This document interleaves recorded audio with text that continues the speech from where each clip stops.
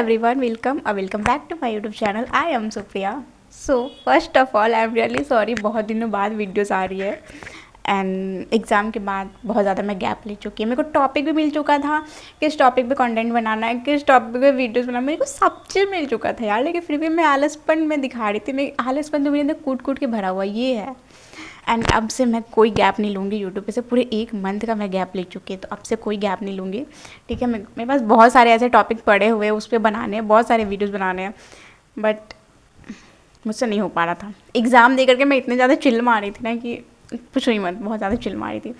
So guys, ये video उन लोग के लिए जो 11 से 12th में एंटर किए हैं, ठीक है, जिनका 2026 में बोर्ड एग्ज़ाम है, 12th का board exam, specially Bihar board exam. तो यार 2026 में बोर्ड एग्ज़ाम जिनका जिनका है, प्लीज़ तैयार हो जाओ, सीरियस ले लो, मतलब सीरियस ले लो यार बोर्ड एग्ज़ाम को, ठीक है, सीरियस ले लो बोर्ड एग्ज़ाम को। क्यों? क्योंकि पूरे 1 साल बचा है, 1 साल 11th को दे चुके हो और 1 साल 12th को दो, ठीक है। अगर 11th में सीरियस नहीं हुए तो 12th में सीरियस लेना स्टार्ट कर दो, सीधा सी बात है। 11th में मतलब कॉलेज नहीं ले रहा एग्ज़ाम कि आप 11th को हवा में उड़ा दिए तो 12th को भी हवा में उड़ा दोगे, नहीं, 12th में बोर्ड ले रहा है एग्ज़ाम, ठीक है। तो 12th को सीरियस लो और एक प्रॉपर सा स्ट्रैटेजी बनाओ, उसे फॉलो करो। और जो मैं स्ट्रैटेजी बता रही हूँ प्लीज़ उसे फॉलो कर लेना। मैं कोई एक्स्ट्रा स्ट्रैटेजी नहीं बताने वाली हूँ, क्योंकि मुझे जो टीचर के द्वारा बताया गया है वही मैं स्ट्रैटेजी बताऊँगी। जो मुझे बताया गया था सारे टीचर्स के द्वारा वही मैं स्ट्रैटेजी बताऊँगी, और मैं कोई एक्स्ट्रा नहीं बताऊँगी। सो प्लीज़ ध्यान से सुनना एंड इस स्ट्रैटेजी को ज़रूर से ज़रूर फॉलो करना। और बीच में कभी मतलब एक स्ट्रैटेजी बनाकर बीच में कभी 6 महीने के बाद डाइवर्ट मत होना। एक स्ट्रैटेजी बन गया, उसी को लेकर फॉलो करो, सीधी सी बात है, ठीक है। तो पहला स्ट्रैटेजी है पेपर पैटर्न। पेपर पैटर्न को समझो कि एग्ज़ाम में किस टाइप के क्वेश्चन आ रहे हैं, किस टाइप के क्वेश्चन नहीं आ रहे हैं। मतलब मोस्ट इम्पॉर्टेंट टॉपिक और जो इम्पॉर्टेंट टॉपिक कहा जाता है कि ज़्यादा मोस्ट इम्पॉर्टेंट टॉपिक पे ध्यान दो, या फिर इम्पॉर्टेंट टॉपिक वो होता है जो कम चांस होता है, मोस्ट इम्पॉर्टेंट टॉपिक वो होता है जो ज़्यादा चांस नहीं। लेकिन मैं यही बोल रही हूँ कि सारे टॉपिक्स को पढ़ो। जब एग्ज़ाम का कम टाइम, जब 6 महीने जब बीत जाए ना, तब मोस्ट इंपॉर्टेंट टॉपिक पे ध्यान दो। क्योंकि सारे टॉपिक पे इसलिए मैं ध्यान देने बोल रही हूँ ना कि कहीं से भी कोई भी क्वेश्चन आ सकता है।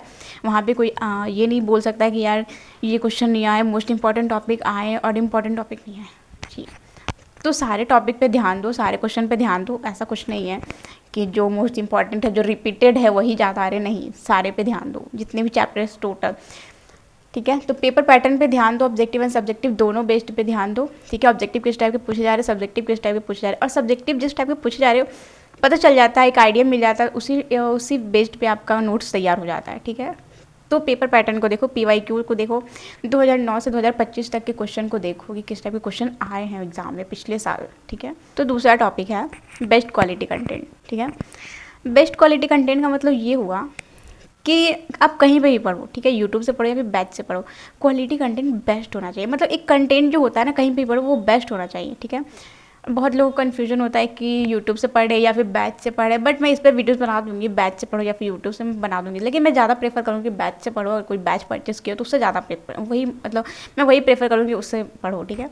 यूट्यूब पे तो मिल जाते हैं यार कि हाँ ठीक है चलो मिल रहा है, बट सीरियल वाइज नहीं मिलते हैं, एक प्रॉपर वे में नहीं मिलते। चैप्टर 1, चैप्टर 2, चैप्टर 3 जो वीडियोज़ आ रहे हैं लेटेस्ट वर्जन में हो, जो उसी को पढ़ो, ठीक है। जो लेटेस्ट वीडियोज़ है उसी पे ध्यान दो, ओल्ड नहीं।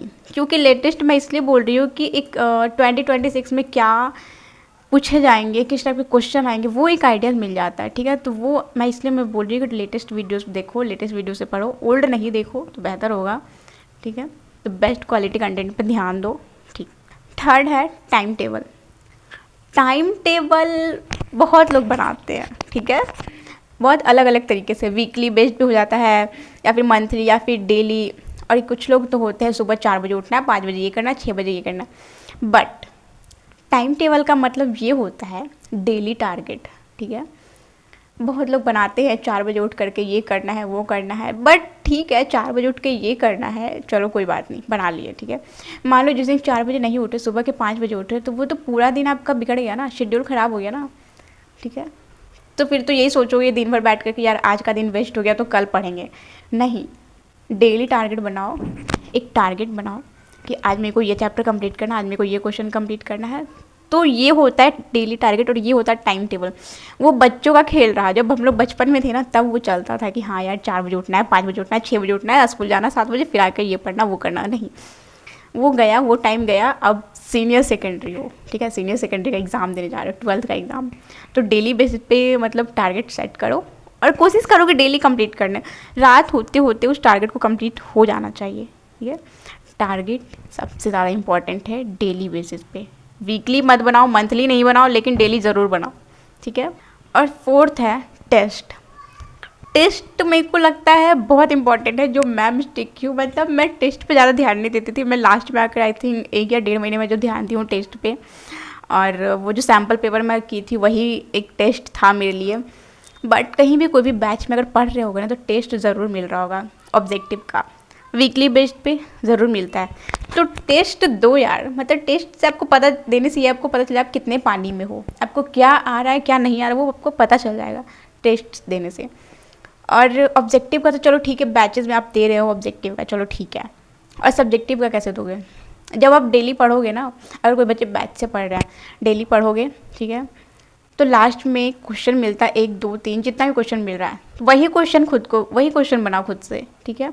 और क्वेश्चन ठीक है, आंसर आप लिख रहे हो, तो ये नहीं कि जो मन करा आंसर लिख रहे हैं, ठीक है, आंसर एक डायरेक्टली वे में लिखते हैं डायरेक्टली, ठीक है, बट वो नहीं करना है। एग्ज़ाम में किस तरीके से उस आंसर को प्रेजेंट करना है वैसा आंसर लिखो, वैसा आंसर लिखने का ट्राई करो, ठीक है, वो ज़्यादा बेटर होगा। क्योंकि अभी से अगर आदत डालोगे तो बहुत अच्छी प्रिपरेशन होगी, मतलब इतनी बेस्ट प्रिपरेशन होगी यार, क्या बताओ, मतलब बहुत अच्छी प्रिपरेशन होगी। इससे आंसर राइटिंग को प्रेजेंट करने के लिए आना चाहिए वहाँ पे, क्या आप कैसे प्रेजेंट करोगे एग्जाम हॉल में, कॉपीज़ में कैसे प्रेजेंट करोगे आंसर को, तो वो पता होना चाहिए, एक आइडिया मिल जाएगा। तो अभी से तैयार हो जाओ। 5 सब्जेक्ट होते हैं, 5 सब्जेक्ट के 2 क्वेश्चन प्रैक्टिस करोगे डेली की डेली, 10 क्वेश्चन ही तो प्रैक्टिस करने हैं यार डेली। शॉर्ट ही करो ना, अभी लॉन्ग करने के लिए कौन बोल रहा है, अभी शॉर्ट ही करो, लॉन्ग बाद में कर लेना। एंड फिर है syllabus. Syllabus is a very very most important. Syllabus को देखो, ठीक है, वेबसाइट, बिहार बोर्ड के वेबसाइट पर सिलेबस देखो किस टाइप का, मतलब सिलेबस देखो क्या क्या आ रहे हैं, क्या क्या नहीं आ रहे हैं एग्ज़ाम में। आई थिंक मेरे को जहाँ तक लगता है कि डिलीटेड चैप्टर नहीं आते हैं, टोटल आते हैं। ओल्ड एनसीईआरटी में जो कुछ भी जितना भी सिलेबस है टोटल आ रहे हैं, ठीक है। तो टोटल जितने भी चैप्टर आ रहे हैं, एक A4 size low, A4 size paper, and उस पर लिखो सिलेबस। अभी एग्ज़ाम का टाइम तो है नहीं, अभी ऐसा तो है नहीं कि एग्ज़ाम बहुत नज़दीक आ चुका, अभी नहीं है, बहुत टाइम एग्ज़ाम देने में। तो A4 साइज़ पेपर लो, उस पर एक सिलेबस लिखो एंड आइडिया मिल जाएगा, ठीक है। और उसको चिपका लो वॉल पे, मैं यही बोलूँगी कि वॉल पे चिपका लो, इसलिए ना क्योंकि जब भी आप सिलेबस कंप्लीट करोगे तो आपको पता चल जाएगा कि ये चैप्टर हो चुका है, ये चैप्टर हो चुका है। सिलेबस लिख लिए, उसके बाद लेक्चर, उसके बाद नोट्स, उसके बाद क्वेश्चन आंसर। लेक्चर कंप्लीट हो गया, लेक्चर में टिक मार दो, नोट्स कंप्लीट हो गया, नोट्स में टिक मार दो, क्वेश्चन से कंप्लीट हो गया, क्वेश्चन आंसर में टिक मार दो। ये होता है एक प्लानिंग सिलेबस कंप्लीट करने का। तो हर एक सब्जेक्ट का सिलेबस लिख लो और हर एक सब्जेक्ट का लिख लो, लेक्चर कंप्लीट करना है, नोट्स कंप्लीट करना, क्वेश्चन आंसर कंप्लीट करना है, वो होता है, ठीक है।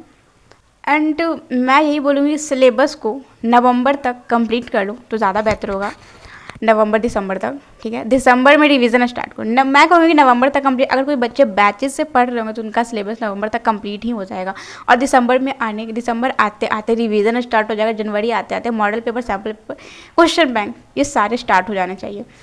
क्योंकि एग्ज़ाम के 10 दिन पहले model paper, sample paper start करोगे तो वो आफत आएगा, इसलिए 1 महीने पूरे मॉडल पेपर को और क्वेश्चन बैंक को 2 जनवरी बंद, दिसंबर में रिवीजन, और नवंबर तक सिलेबस को कंप्लीट हो जाना चाहिए। कोशिश करना कि नवंबर तक कंप्लीट हो जाए, ठीक है, और एकदम अच्छे से समझ के सिलेबस को कंप्लीट करो। इतना जल्दी भी नहीं है सिलेबस को कंप्लीट करना, बट नवंबर तक कंप्लीट कर लो, वो ज़्यादा होता है, अच्छा होता है। और दिसंबर में रिवीजन और जनवरी में रिवीजन स्टार्ट कर लो, जनवरी में प्रैक्टिस स्टार्ट कर लो, ठीक है। तो ये होता है एक प्रॉपर स्ट्रैटेजी, जो मतलब प्रॉपर स्ट्रैटेजी बना करके प्रिपरेशन स्टार्ट करोगे तो ज़्यादा बेहतर होगा, ठीक है। मैं तो यही कहूँगी कि कभी डाइवर्ट मत होना, अगर कोई स्ट्रैटेजी मिल गया है तो वहाँ से डाइवर्ट मत होना, ठीक है, बिल्कुल भी नहीं। अगर डाइवर्ट हुए तो पूरा 1 साल गया, वो बच्चे बिल्कुल भी नहीं बनना, वो स्टूडेंट बिल्कुल भी नहीं बनना कि पूरे 6 महीने में जाकर के सिलेबस को कंप्लीट कर ली, एग्जाम जाके दे दिए।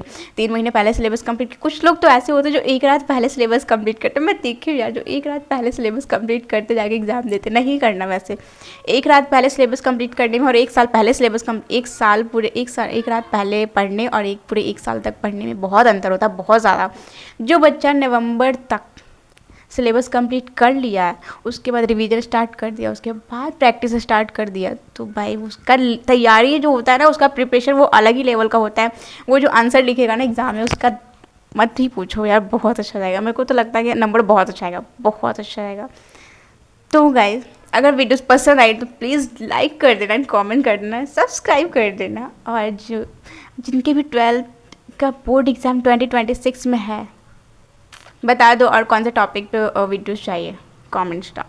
Thank you so much.